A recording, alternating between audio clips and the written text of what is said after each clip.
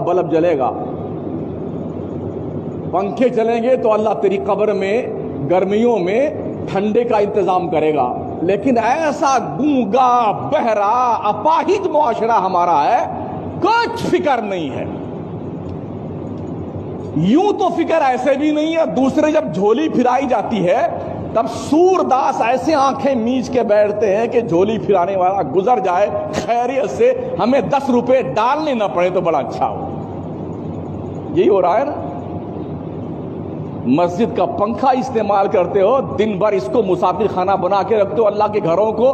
Cooler तुम्हारे बाप का चलता है, बिजली का बिल कौन भरता है? ठंडा पानी तुम्हारे लिए है, वजू के लिए पानी तुम्हारे लिए है, और जनाबे वाला बाथरूम तुम्हारे लिए है, ये सारी दरिया इंतजाम तुम्हारे लिए है। तो 15-20 रुपए तुम्हारी जेब से निकलते तुम्हें मौत आती है क्या? क्या हमारा दिमाग जो भेजा है ना वो सड़ गया है बात सुनते सुनते? कुछ समझ में नहीं आता हमारे। पूछो ना कमेटी वालों से कितना बिल भरना पड़ता महीने में। एक एक आदमी एक एक कूलर चला के सोता जैसे इसके बाप की प्रॉपर्टी है, मस्जिद नहीं है ये। अगर हमने आज के बाद देख रहे धक्के मार के निकालेंगे उसको समझ नहीं आता इस बात को। सुबह फजर से लेके बेटे दोपहर 2 बजे तक सोते हैं मस्जिद में।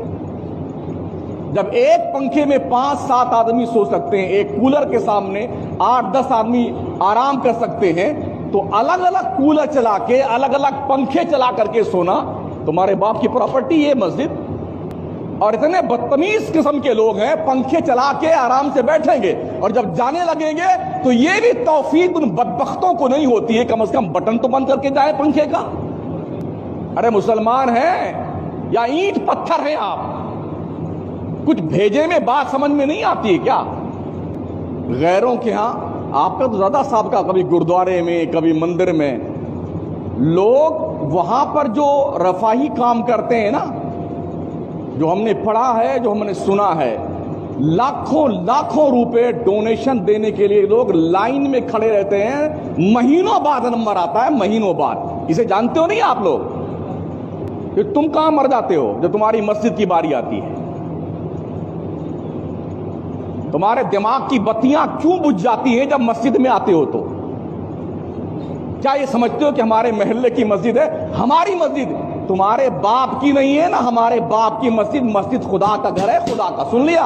हाँ, ये अल्लाह का घर है, किसी के बाप की प्रॉपर्टी नहीं है मस्जिद। शराफत से नमाज पढ़ने आइए, इंसानियत से रहिए मस्जिद में, अल्लाह घर में। मस्जिद को चौपाल बना लिया तुमने यार। 5 माह बैठे गप्पे लड़ा रहे हैं, 10 माह बैठे डींगे मार रहे हैं। इसी काम के लिए रमजान आया हुआ क्या? तुम्हारी डींगे सुनने के लिए, तुम्हारी बकवास सुनने के लिए रमजान आया है? ये सारे काम मुसलमान करते थे, रिफाई काम। आज दुनिया इस काम को कर रही है और इसका फल उन्हें दिया जा रहा है। अल्लाह सिर्फ